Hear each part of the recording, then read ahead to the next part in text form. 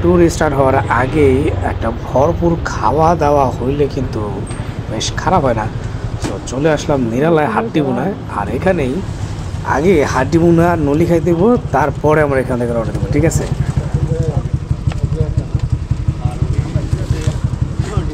হেলমেটটা দেন শাকিল রে, হেলমেটটা শাকিল রে দেন। ওই শাকিল বলে একা, হেলমেটটা শাকিল রে দেন।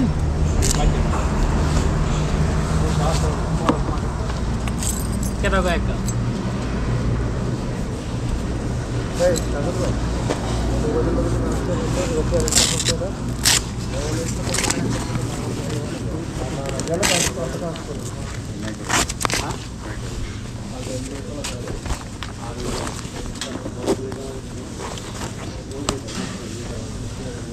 সো চলে আসলাম আমরা হোটেল নিরালা হাড্ডি হোটেল, সেই বিখ্যাত হাড্ডি হোটেল।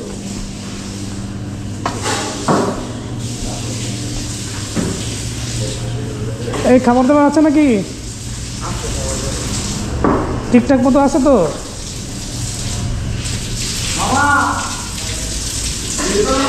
এই মামা কি অবস্থা? ভাজি আছে, নলি আছে নাকি? নলি আমার নলি আছে।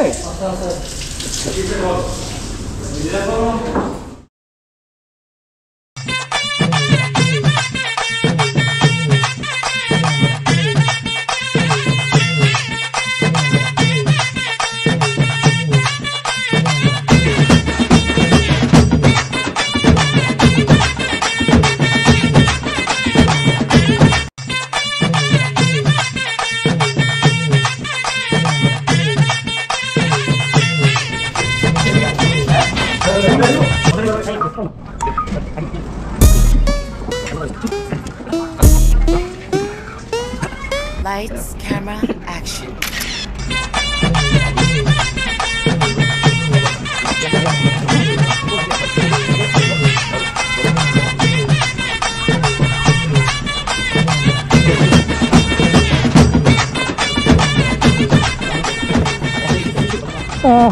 নিরালা হাড্ডি হোটেল রেস্টুরেন্টে খাওয়া দাওয়া শেষ করে আমরা এখন যাবো হচ্ছে শ্রীমঙ্গলে। কোনো ব্রেক নাই, সবাই রেডি? ওকে।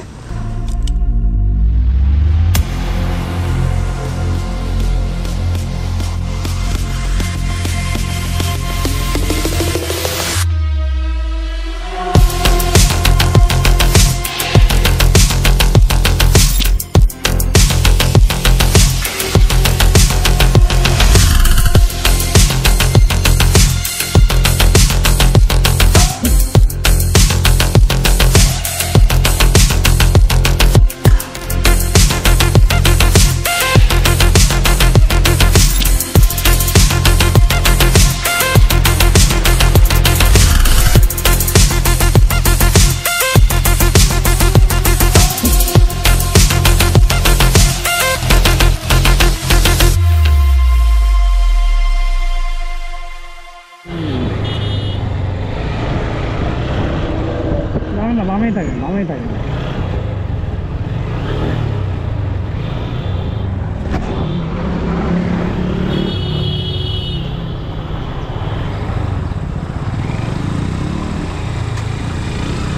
সকাল সকাল এত জ্যাম লাগার তো কথা না, কোনো না কোনো অঘটন মনে হয় ঘটছে।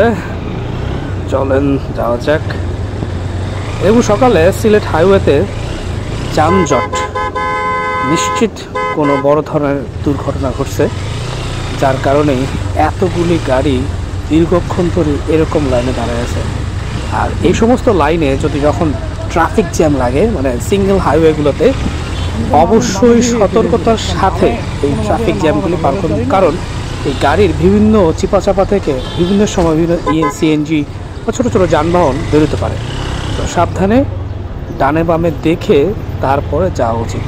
আর রাস্তার পাশে এরকম খড়খুঁটো তো এটা আরও বিপজ্জনক, কারণ সকালবেলা পিচ্ছিল থাকে, আর এই পিচ্ছিলতার কারণে আপনার বাইক যে কোনো সময় স্লিপ করতে পারে, আর স্লিপ করলে বাকিটা ইতিহাস। চলুন দেখা যাক আসলে ঘটনাটা কি ঘটছে। এই বামে তো জায়গা আছে।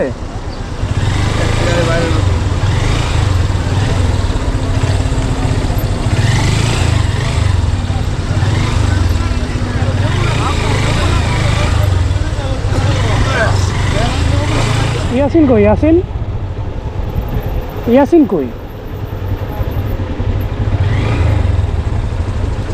নাজমুল আমাদের কোনো ডানে উঠতে হবে, সামনে একটা মাইক্রোবাস আছে। একটা মাইক্রোবাস আছে।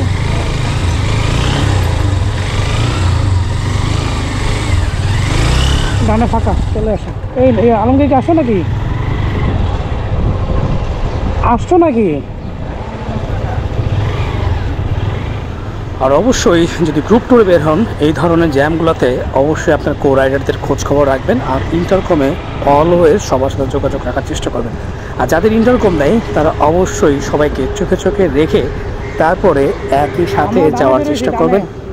পাশাপাশি বাইকে বা পেছাপিছি বাইকে না হোক, বাট অবশ্যই লুকিং মিররে তাদের সাথে যোগাযোগ রাখার চেষ্টা করবেন। তা না হলে যে কোনো সময় আপনার যে কোনো কো রাইডার কোনো কারণে এই জ্যামের মধ্যে আটকা পড়ে যেতে পারে, আর আপনার এই ট্যুরে একটা বিড়ম্বনার সৃষ্টি হতে পারে। জানার কি অবস্থা ভাইয়া?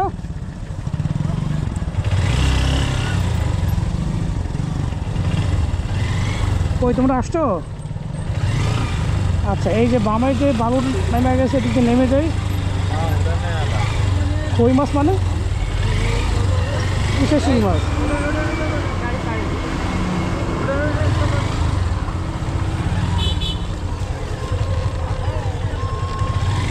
দিলাম নামায় আর কি। আসো আসো আসো আসো,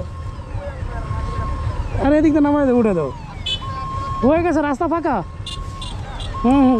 ফাঁকা হয়ে গেছে। এই যে এই মাথার মধ্যে বাইন চোর দুই হালারা টুস টুস টুস।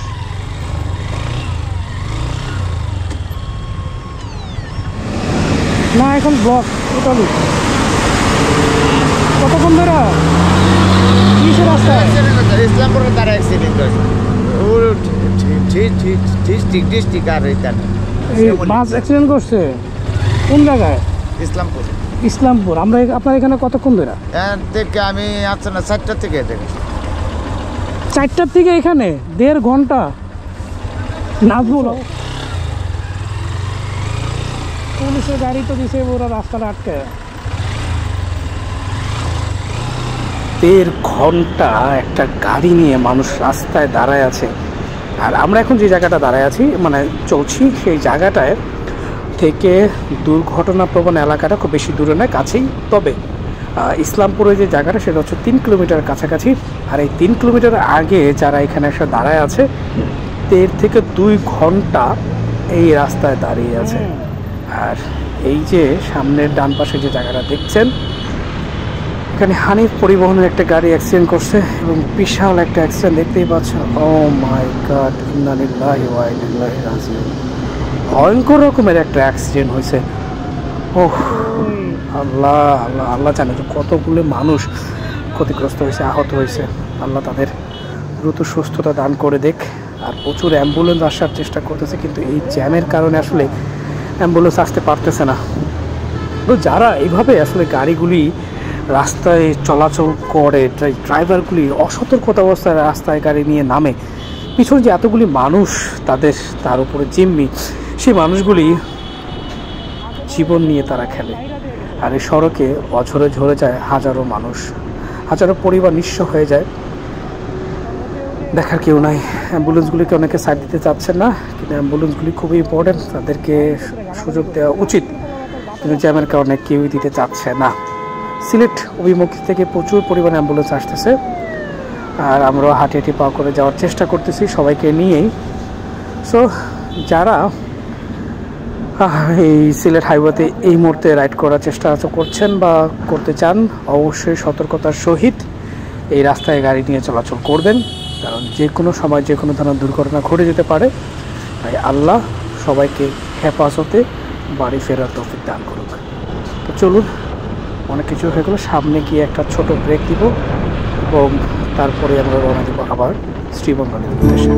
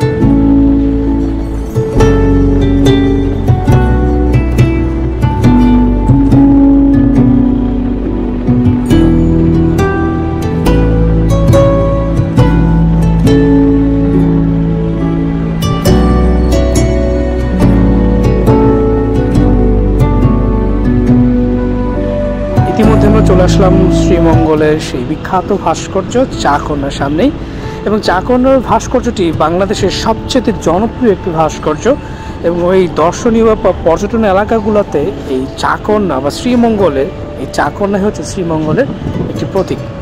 যারা শ্রীমঙ্গল আসেন তারা অনেকেই শ্রীমঙ্গলের এই ভাস্কর্যের সামনে ছবি তোলেন। আর যেহেতু আমরা অনেকবারই শ্রীমঙ্গলে আসছি, সো এখন ছবি তোলার সময় নষ্ট করছি না, কারণ ইতিমধ্যে আমাদের এখানে বাজে 7টা, সকালে একটা চায়ের ব্রেক দরকার।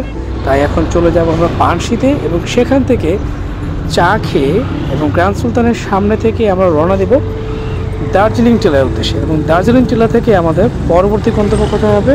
স্টেডিয়াম।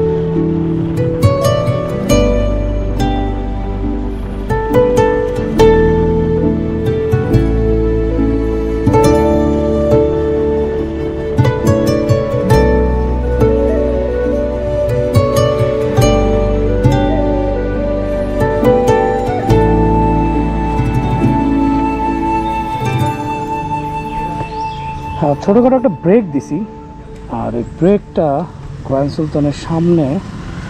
আর এখানে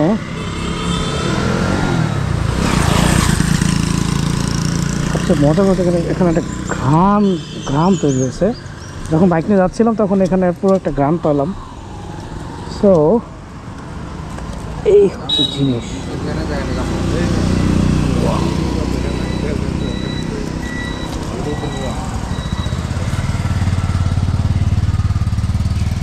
এত পিচ্ছি, একটা মোড়ে শেষ হয়ে যাবে। এটাকে বলে কচি আনারস। এটা 50 টাকা পিস, আর এটা 10 টাকা। আর এটা কাটা হবে না, এটা দেখ মানে 50 টাকা। টাকা এক আলি 50 টাকা কিনছি, ওখানে তো 400, আর তো 5 টাকা করে দেব হিসাবে। এদিকে আলি 50 টাকা নাকি একটা 50 টাকা? টাকা কত করে দিচ্ছে? আমি এক আলি কিনছি 50 টাকা টাকা। আলি দিনা এটা 10 টাকা হয়ে যাবে। একটা টাকা আমি খাবো তারপর। এটা তো আমি বললাম জানা থাকলে 5 টাকা হিসাব করতে লওয়া উচিত, কারণ লোকে কোন 400 হয় না এখন। কাঁচা মজা হবে মিষ্টি গো। ধরেন আলমগীর ভাই ধরেন কাঁচা সবটা কাঁচা মিষ্টি। আর একটা দিন রাখলে ভাই পাকে তুই একদিন রাখতে রে, তুই একদিন না, একদিন মরবে ভাই।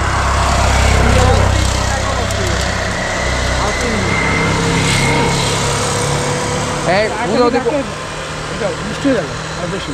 কনফিডেন্স শুরু কইছে, বুঝেন না? খাইয়ে দেন ভাই, কারণ খায়া টেস্ট করে রয়েছে না। জলটুকু তো ভাই এমনি মিষ্টি। একটা বৃষ্টি পড়লে চুকুই দিব, হালকা চুকুই। এটা বৃষ্টি গেলে কারণ এই যে রোদ পড়তেছে না, রোদের আনাজ যে মিষ্টি, পুরো মিষ্টি হয়ে যাবে, মানে এটা গরমে মিষ্টি হয়ে যাবে। এটা কত? এটা কত? 50 টাকা একটা। আর এটা কত করে আছে? না কি অর্ডার করছে একটা ধরেন দি ভাই আদিমুল। আচ্ছা ওটা 50 টাকা, এটা 10 টাকা। বিখ্যাত আনারস তো ছাগলের বাচ্চা সব সময় তো রেডি আমি খাবো না।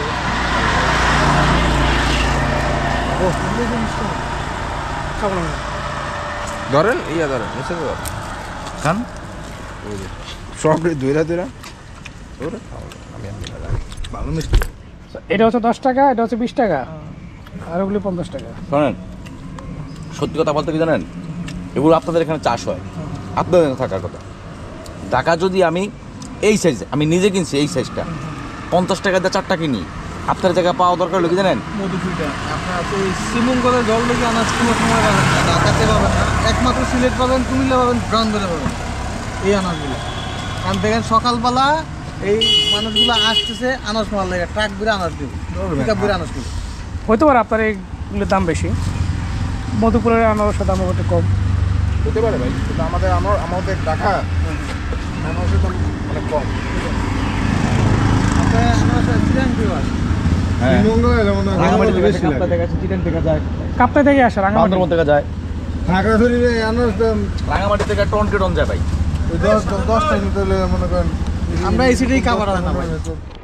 মূলত এই এলাকা দর্শনীয় বা ট্যুরিজম স্পট হওয়ার কারণে প্রচুর দাম রাখা হয় এই জিনিসপত্রগুলোর। আসলে এই আনারস বা এইরকম জিনিসপত্রের ঢাকায় কিন্তু প্রচুর দাম কম। আপনারা অনেকে এটা কম্পেয়ার করে দেখতে পারেন। শুধুমাত্র স্থান এবং গ্র্যান্ড সুলতানের সামনে নিয়ে বসছে বিধায় আনারসের দাম প্রতি পিসের দাম হয়ে গেছে 50 টাকা। তো যদি আপনারা আমার কথায় একমত হন বা দ্বিমত হন তাহলে অবশ্যই কমেন্ট করে জানাবেন। আর ঢাকায় কে কত টাকা দিয়ে আনারস কিনে খাচ্ছেন অবশ্যই কমেন্ট করে জানাবেন। আর এখন আমরা চলে যাচ্ছি শ্রীমঙ্গলের আরেকটি জনপ্রিয় দর্শনীয় স্থান এমআর খান চা বাগানের সেই দার্জিলিং টিলা।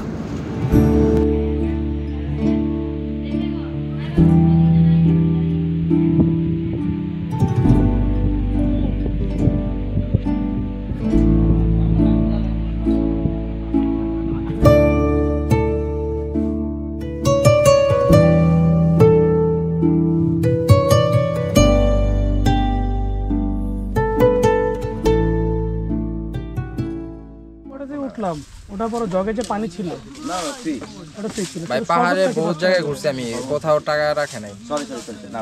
কেকড়ের মতো একটা জায়গা 3000 ফিট উপরে। কি বলবো ভাই বলেন, আমাদের আসলে বলার কিছুই নাই। এমআর খান টি এস্টেটের এই দার্জিলিং টিলায় প্রতি গ্লাস পানির দাম 10 টাকা, এমন একটা স্ক্যামের শিকার আমরা হয়েছি। আর এটার বিস্তারিত আসবে নেক্সট ভিডিওটিতে, এবং সাথে এমআর খানের এই দার্জিলিং টিলার অপরূপ সৌন্দর্য তুলে ধরবো আপনাদের সাথে। ধন্যবাদ সবাইকে, ভালো থাকবেন, আল্লাহ হাফেজ।